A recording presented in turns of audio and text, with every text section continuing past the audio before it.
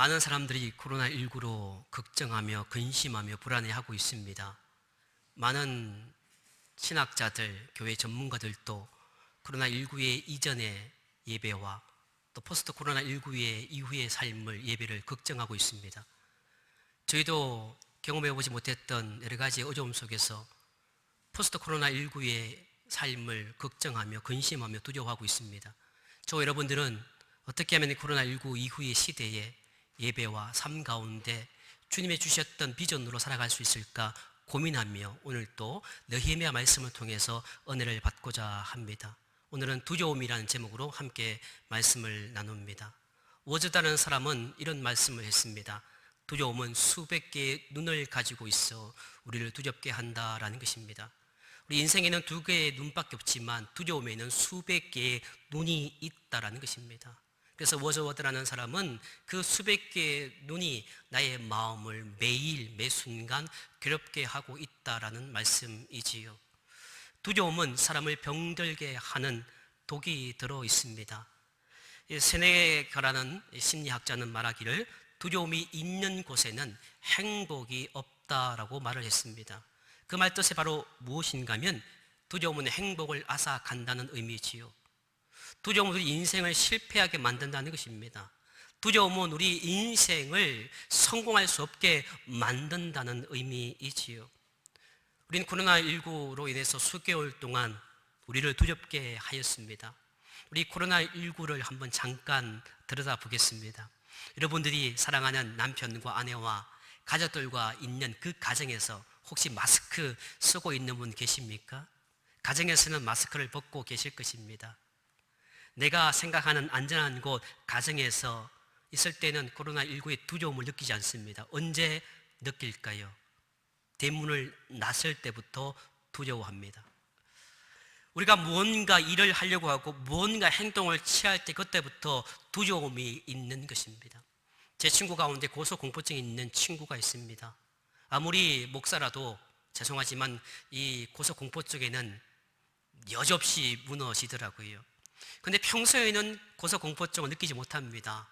그가 큰 마음 먹고 산을 한번 가서 구름다리를 건너려고 하면 그때부터 무서움이 다가옵니다. 우리가 신앙생활을 하면서 믿음의 길을 걸어가는데 이 두려움이 언제 올까요? 자, 오늘 본문의 말씀 보시면 함께 읽지 않았지만 느헤미야 6장 1절 말씀은 그 이유를 설명하고 있습니다. 산발락과 도비아와 아라비아 사람 게셈과 그 나머지 우리의 원수들이 내가 성벽을 건축하여 허물으신 틈을 남기지 아니하였담을 들었는데 그때는 내가 아직 성문에 문짝을 달지 못한 때였더라. 아멘. 여기 보시면 내가 허물어진 틈을 남기지 아니함을 들었는데 누가요? 방해꾼들이 그 느헤미야와 사람들이 하나님의 백성들이 무너진 틈을 이제 거의 다 완성하려고 하는데 이제 뭔가 일을 하려고 하는데 이제 마음 먹고 행동을 하는 그때에 느헤미야는 우리를 두렵게 만들려고 방해자들이 일이 시작되었다라고 이야기하고 있습니다. 성도 여러분, 예수를 믿지만 교회를 다니지만 새벽 기도를 나오고 봉사하고 헌신하고 주일날 힘들고 어려운 상황 속에서 걱정과 근심이 있지만 그 모든 것을 가지고 이 자리에 나와서 예배를 드리지만 그러나 진심으로 우리의 삶 가운데 하나님의 사람으로서 믿음의 사람으로서 살려고 하지 않을 때는 절대로 사탄이 역사하지 않습니다. 여러분들이 교회에서 그저 살아가는 존재로서 만족하고 세상 가운데 믿음의 사람으로 살려고 노력하지 않으면 절대로 우리에게는 하나님의 역사보다는 사탄의 역사가 더 많다는 것이죠. 자, 오늘 성경 말씀 보시면 그것을 믿음으로 비교하면 예수를 믿고 오늘 삶 가운데 무언가 행동을 취할 때 그때부터 사탄의 방해가 시작된다는 말씀이지요. 오늘 1절의 말씀처럼 우리가 신앙의 바른 삶을 살려고 생각을 하고 그리고 그 생각이 이제 행동으로 나아갈 때 여러분들에게 사탄은 역사한다는 것입니다. 신앙생활을 예로 들면 기도 좀 하려고 할 때에, 말씀을 더 가까이 하려고 할 때에, 하나님께서 원하시는 삶을 살려고 몸부림치려고 할 그때에 뜻하지 않은 많은 일들이 우리 주변에 생기기 시작을 합니다. 내 마음과 생각과 삶을 뒤흔들어 버립니다. 즉 하나님께서 원하시는 삶을 살지 못하도록, 하나님이 원하시는 일들을 하지 못하도록 반대에 부딪힐 때가 있습니다. 그 일을 방해하는 대표적인 것이 바로 오늘 성경은 두려움이라고 말씀하고 있습니다. 오늘 본문에는 포함되어 있지 않지만 9절부터 반복되는 중요한 단어가 있습니다. 그 단어는 두려움입니다. 9절 말씀입니다. 이는 그들이 다 우리를 두렵게 하고자 하여 말하기를 그들의 손이 피곤하여 역사를 중지하고 이루지 못하리라 함이라. 이제 내 손을 힘있게 하옵소서 하였노라. 아멘. 방해자들이 느헤미야와 함께 일하는 사람을 두렵게 만들려고 합니다. 겁을 주려고 하는 것이지요. 두려움을 통하여 그들의 손을 피곤하게 하여 역사를 중단하게 한다는 것입니다. 우리가 하나님의 길을 걸어갑니다. 우리가 하나님의 뜻을 향해서 달려갑니다. 그런데 그 두려움으로 인해서 우리가 하나님의 일을 하지 못하게 합니다. 우리가 예배를 드리려고 합니다. 우리가 주님의 길을 걸어가려고 합니다. 그런데 말입니다, 그 두려움이 우리가 하고자 하는 일을 중단시키려고 한다는 말씀이지요. 코로나19의 두려움이 성도의 일을 이루지 못하게 합니다. 아니, 코로나19의 두려움이 아닌 지금까지 일상의 삶을 살아가면서 두려움을 통해서 성도들이 해야 할 모든 것들을 하지 못하게 만듭니다. 우리가 해야 할 일이 무엇일까요? 우리가 이 땅에 살아가면서 성도들이 해야 할 일이 무엇일까요? 이 땅에서 잘 사는 것일까요? 자막을 내려주세요. 이 땅에서 성도들이 해야 할 일이 하나님의 뜻을 받드는 것이 아니라 이 땅에서 건강하게 사는 것일까요? 그게 아니지요. 하나님의 일이란 이 땅 가운데 힘들고 어렵지만 우리의 호흡이 끊어지는 그 순간 우리가 천국에 들어가는 것이 하나님의 일인 줄 믿으시기를 바랍니다. 그것 때문에 하나님이 일하시는 거예요. 그런데 우리가 이 땅 가운데 살면서 하나님의 일을 완성하기 못하도록, 우리가 힘들고 어려운 상황 속에서 하나님의 일을 보지 못하도록, 천국에 가지 못하도록, 예배는 예배로서, 헌금과 봉사와 헌신은 하되 천국은 가지 못하도록 하게 하는 것이 바로 두려움이라는 것입니다. 그게 누가 역사한다고요? 사탄이 역사한다는 겁니다. 13절 말씀입니다. 그들이 뇌물을 준 까닭은 나를 두렵게 하고 이렇게 함으로 범죄하게 하고 악한 말을 지어 나를 비방하여 함이었느니라. 아멘. 여기 보시면 중요한 단어가 하나 있습니다. 뇌물이라는 단어지요. 그 뇌물이 발단이 되기 시작합니다. 그리고 뇌물이 무엇입니까?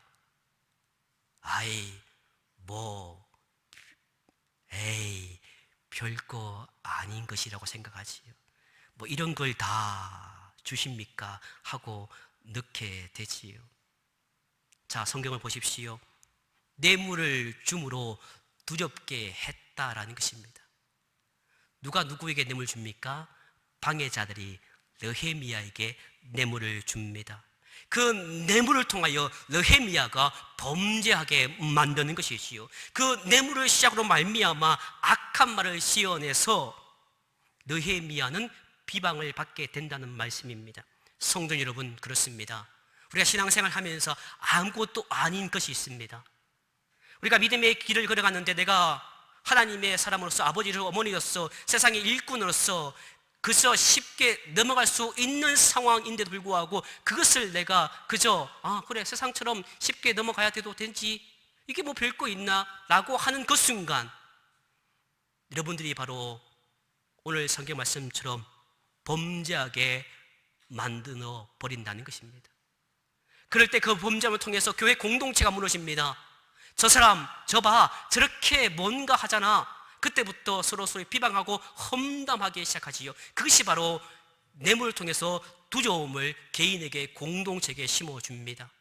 코로나19로 인해서 우리는 두려움이 있습니다. 외부로부터의 두려움으로 인해서 성도들을 범죄하게 하게 합니다. 지금까지 여러분 코로나19가 아닌 또 다른 두려움이 있습니다. 그 두려움 때문에 여러분들이 두려움을 이기지 못해서 거짓말 한 적이 있고, 두려움을 이기지 못해서 내가 하지 않아야 할 일들을 하게 되고, 두려움으로 인해서 뭔가 하나님의 성도로서 하지 말아야 할 말과 행동을 했을 때 그때부터 여러분은 무너지기 시작합니다. 교회를 비방합니다. 험담합니다. 어떻게 목사님이, 어떻게 장로님이, 어떻게 권사님이, 어떻게 성도님이, 어떻게 교회가 하면서 비난과 비방이 난무하기 시작하지요. 그리고 읽지 않았지만 14절 말씀 보시면 곧 나를 두렵게 하고자 한 자들의 소행을 기억하라고, 그리고 19절에 나를 두렵게 하고자 하였느니라. 9절부터 16절까지 계속해서 두려움이 계속 반복되어집니다. 대적자들은 끊임없이 느헤미야와 유다 사람들을 두렵게 만듭니다. 그 이유가 무엇입니까? 그것은 성벽을 재건하지 못하게 하기 위함입니다. 사랑하는 진정학교의 성도 여러분, 코로나19의 두려움 이전에 여러분의 삶 가운데 두려움이 없었습니까? 아니요, 많았습니다. 가정에서 내 남편과 아내로서의 두려움이 있었을 것이고, 가정에서 자녀로 있었을 것이고, 세상에서도 우리는 두려움 가운데 살아갑니다. 왜 우리에게 두려움을 주는 것일까요? 여러분들이 해야 할 일을 완성하지 못하게 만들기 위해서 두려움은 우리에게 항상 엄습해 옵니다. 그런데 말입니다, 느헤미야는 두려움을 갖게 하여 성벽을 재건하려는 손에 힘을 빼려는 것에 연연해 하지 않습니다. 뇌물과 비방으로 공포심을 갖게 하려는 것에서 피하려고 하지 않습니다.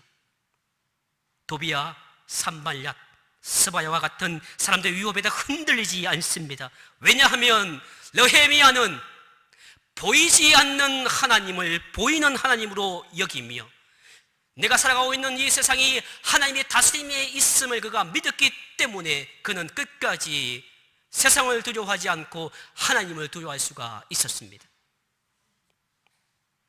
자신이 서 있는 그곳이 하나님께서 마음과 정성을 다하여 심어주셨다고 믿었습니다.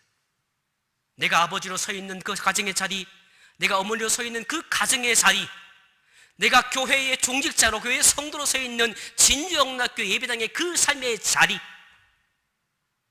그 우리가 살아가는 모든 삶의 자리가 독생자 예수를 이 땅에 보내주심으로 말미암아 사랑했던 그 희생과 사랑으로 말미암아 우리에게 내어주셨던 자리로 인정한다면 우리는 두려움이 없습니다. 이 자리는 소중한 자리이기 때문이지요. 그 자리를 지키고자 모든 두려움을 이기고 나아갈 수가 있습니다. 여기에 전쟁을 경험한 분도 계실 것입니다. 전장터에 빗발치는 총알을 뚫고 두려움을 뚫고 나갈 수 있는 사람은 누굽니까? 목적이 있는 사람이지요. 나 하나의 희생으로 말미암아 조국을 지킬 수 있다는 그 목적이 있고 그 희망이 있으면 그 전선을 뚫고 나갈 수가 있습니다. 우리는 하나님의 사람입니다. 그런데 사탄은 하나님의 사람을 방해하려고 계속해서 우리를 두렵게 만듭니다. 그러나 느헤미야는 하나님을 경외했습니다. 15절 말씀입니다. 성벽 역사가 52일 만인 엘룰월 25일에 끝나매. 아멘. 온갖 방해도 불구하고 성벽 역사가 52일 만에 완성이 됩니다. 한번 따라하겠습니다. 드디어 두려움의 역전이 온다. 여러분, 그렇습니다. 오늘 일로 말미암아 두려움의 역전이 오게 됩니다. 16절 말씀입니다. 우리의 모든 대적들과 주위에 있는 이방 족속들이 이를 듣고 다 두려워하여 크게 낙담하였으니 그들이 우리 하나님께서 이 역사를 이루신 것을 알미니라. 아멘. 그렇습니다. 대적자들이 느헤미야와 백성들을 두렵게 하려고 했는데 오히려 성벽 공사가 완성됨으로 말미암아 두려움의 역전이 일어나는 것입니다. 우리가 힘들고 어려운 상황 속에서 하나님의 길을 걸어갈 때에 세상이 우리를 두려워하게 된다는 것이지요. 세상이 하나님을 두려워하게 된다는 말씀입니다. 예루살렘 성벽의 재건은 52일 만에 완성이 됩니다. 아다사스 왕의 허락이 있은 지 채 6개월도 되지 않는 기적 같은 일이 완성이 되어집니다. 협박과 해요와 모함과 압력과 거짓이 소용돌이 치는 그 속에서도 너희에게는 꿋꿋이 믿음으로 그 시간을 채워갑니다.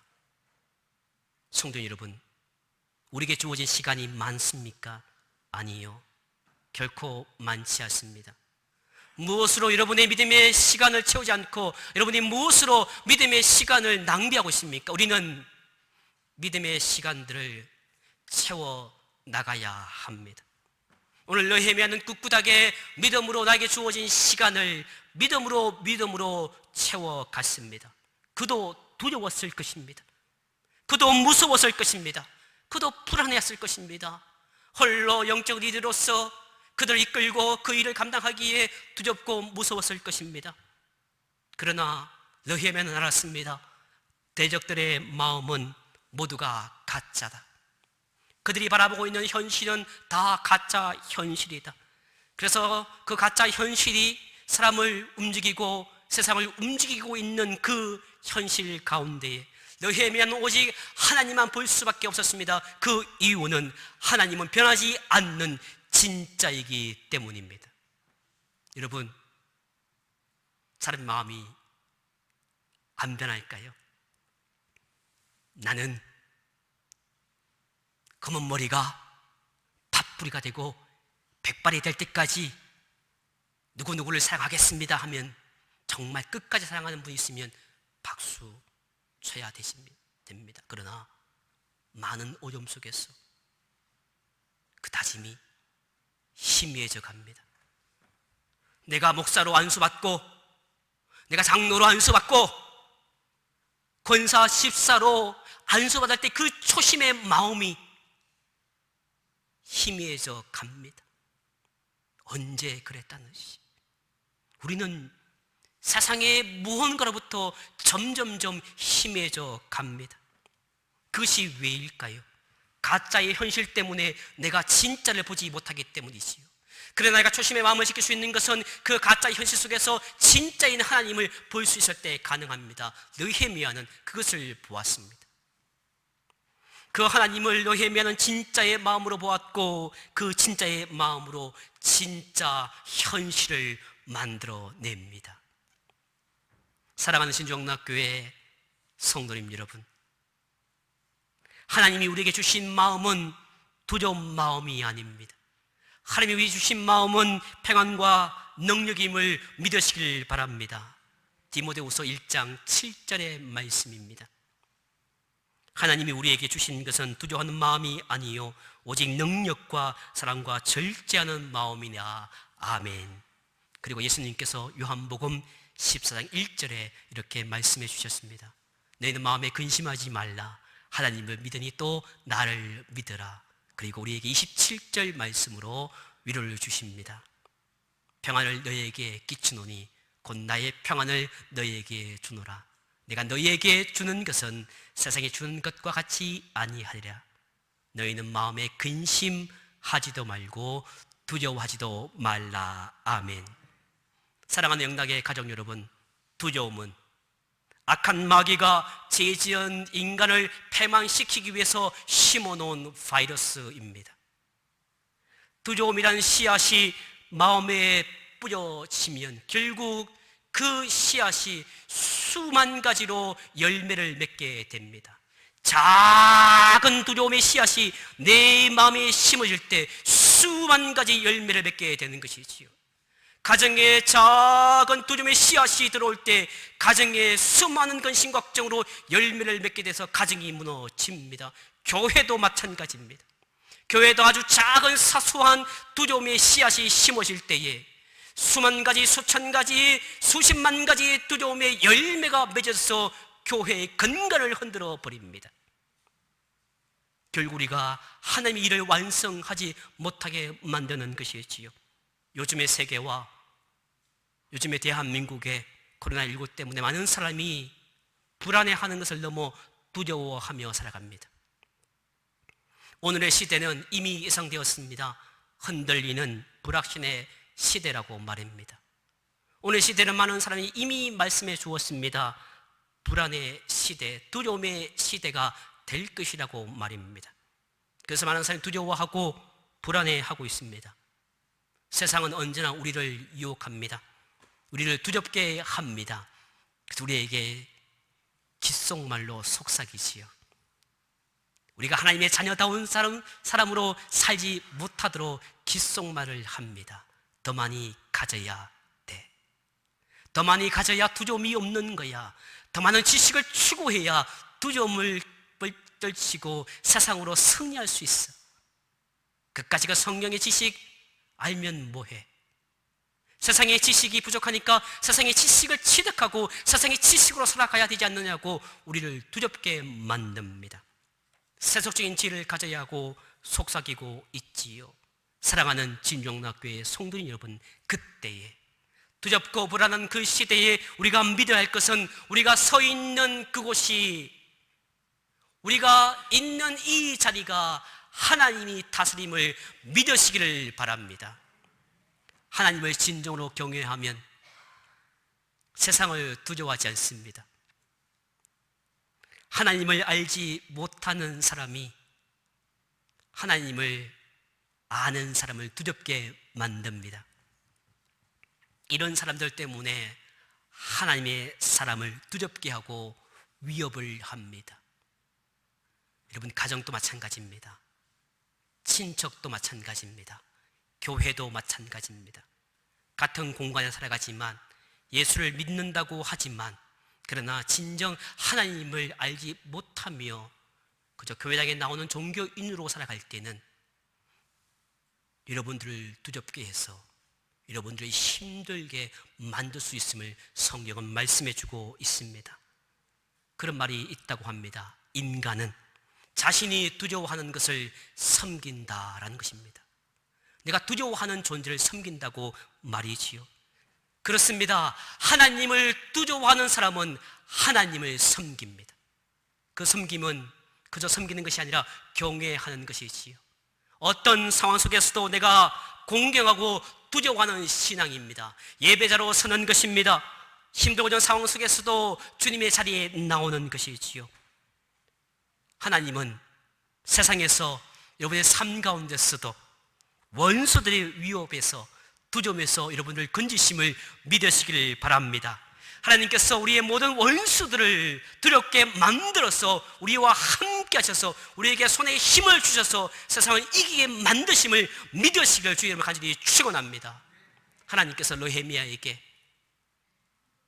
하나님께서 능력을 주셔서 느헤미야를 괴롭히던 손에서 벗어나게 만들어서 느헤미야를 그 두려움 속에서 승리하게 만들어서 성벽 재건을 완성했던 그 하나님의 은혜가 여러분과 함께 하셔서 두려움으로 말미암아 내 손을 늘어뜨리고 내 손에 힘이 없는 것이 아니라 하나님을 두려워함으로 하나님을 믿음으로 하나님의 은혜로 여러분의 손에 하나님께서 힘을 주셔서 이 세상의 모든 두려움을 다 이기시고 저 하늘나라에 들어갈 수 있는 주님의 귀한 백성 되시기를 주의 이름으로 간절히 축원합니다.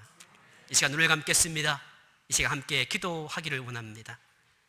오늘 피아노 마주에 앉혀서 함께 기도할 때에 하나님, 세상의 두려움을 이기고 매일의 삶 속에서 승리할 수 있는 믿음 달라고 기도해 주시고 친주영락교회 모든 가정과 생업에 하나님께서 함께 달라고 이 시간 주여 한번 외치고 통성으로 함께 기도합니다. 주여